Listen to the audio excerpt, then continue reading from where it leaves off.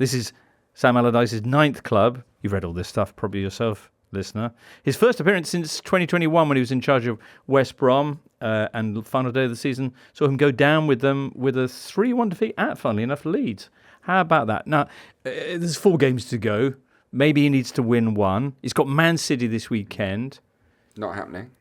Is it? I mean, I don't know, isn't it? If that happens, I think football just shuts down. This is the Premier League we're talking about. Well, Pep did label him a genius, didn't he? Did he label him a genius? Apparently. While writing down, let's score 10 in his notebook. I mean, he couldn't have meant it, could he, Pep? I mean, that is...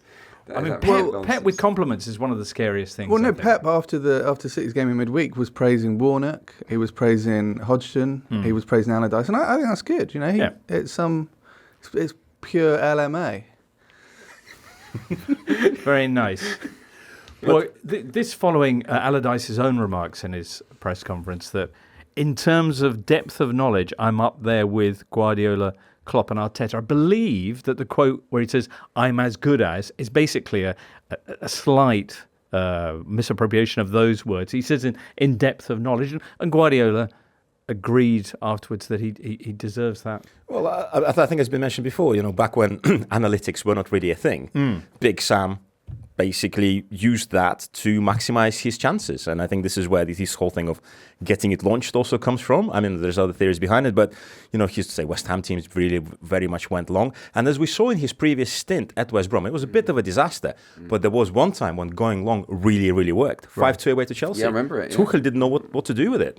So maybe that's what they need, just one of them. He makes the point that spell at West Brom, which ended his incredible run of never having gone down with any club, was heavily influenced by the circumstances. They were in COVID. He wasn't able to have the kind of face-to-face contact, which, arm around the shoulder manager like him. I mean, he had gone down with Notts County in the league, which was always kind of brushed over, yeah.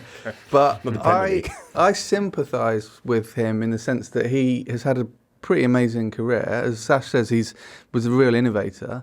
And obviously he's felt that during his career that because he is a man from the Midlands with a certain look, that he doesn't get the respect that, say, a Pep Guardiola would. I think that's fair enough. I think he is better than people generally give him credit for. Whether he's still good enough to come into Leeds and turn it around, we wait and see. But, I mean, the way Leeds' form was, they probably had to do something. I did think it was quite an arrogant thing to say. Do you know what I think that? I mean, from Big Sam in terms of saying, bring it up, because he didn't have to bring up Klopp and Pep and Arteta. Particularly when you're about to face Man City in your first game. Exactly. But it takes the pressure off the players, right?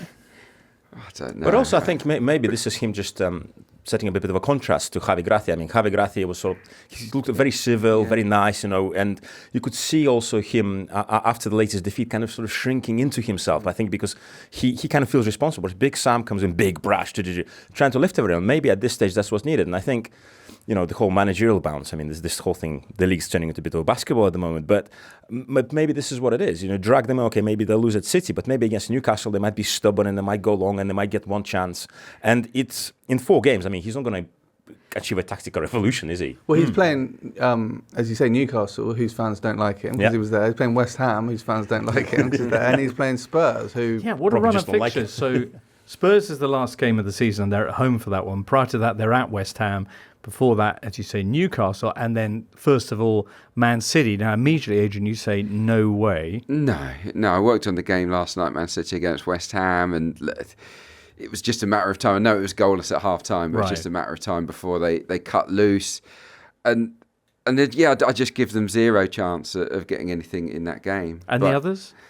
Tottenham at home on the last day. Looks like the easiest fixture of the lot, doesn't it? He could get a tune out of them. He is brash. He has got that aura. He could get the arm round the shoulder and make them feel good about themselves. I don't know, but to sort of come in there and say that he was quoted as saying, I'm not saying I'm better than Klopp and Pep, but I think I'm as good as. Okay. Yeah. So which he isn't, is he? I mean, he probably is better than them at certain things. Downing a pint or something like that, or I don't know, like various things. Arm wrestling, he's probably better than them, but I don't think in terms of football management. But he's not. He's not anywhere near their level. They're elite modern day coaches, right? And this is a guy that won 4 of 26. But he was saying that he was. But he was saying he was that at one point. I don't think he was. I think he was always I think that Bolton team were really good. But maybe they just operate at different levels. This is the whole thing about Pep going to coach Notts County. They just built for different environments. Yeah. But I do. There is maybe a slight warning sign with the Premier League. Pep's going to Notts County. Hypothetically, Wrexham. Right, Wrexham more likely. But I think there is a warning sign with the Premier League this season. Coaches who are out of the depth are getting destroyed. Yes. So, I mean, look at the experience of Lampard. They really, people take one look at them, even in the first game, and they find out and they kill them. So, same thing might happen to him. But he has nothing to lose at this stage. Indeed not. And it's not just him either. He brings a wealth of experience in his coaching staff, which includes the former MK Dons, Charlton Athletic and Oxford United manager Carl Robinson, who's in because Sammy Lee is on jury service. And also former Leeds striker Robbie Keane, who knows the club. Yeah, knows lots of clubs. Knows Spurs and West Ham. So it's quite a good backroom team. That is a good backroom team. I like that. You like that? Got a little bit of everything. Yeah. Carl Robinson's a good guy. I think players will respond to him. He's Has Robinson worked with Allardyce before? Doesn't feel like it. I don't think so. Was it just going down the phone list quiz a bit? We're hearing at Bolton. Producer Charlie's just cracked the door open to say at Bolton. So back when he was really, really young then? Interesting. With the moustache. Yeah. Very good. Okay. I mean, Leeds have got a history of, obviously, Brian Clough was there for 44 days. Right. Allardyce was England manager for 3 days longer or less than the Chilean miners were stuck. Is that right? So I think there is a nice synergy between Allardyce going to Leeds. I think if we get a David Peace novel out of it, then I think we can all say, good job. Very, very nice. Just the question of Leeds' journey from Marcelo Bielsa to Sam Allardyce. Yeah, it's quite the gear shift, isn't it? Really. But look, needs must. They don't care about the style of football the fans in the here and now, do they? There will be less possession. There will be over 20% of passes going long. But there will be a man on the keeper at free kicks. Yeah, exactly. Yeah. They will be probably better at set pieces. Yeah. But no one really cares as long as they get the 3 or 4 points they need. You say that, but I've been monitoring QPR fans since Gareth Ainsworth went there, and although they have now survived and got a couple of surprising wins like away at Burnley particularly, the fans aren't that impressed. Yeah. So you're right. It is. Yeah, it's mean. He's only signed a 4-game contract, hasn't he?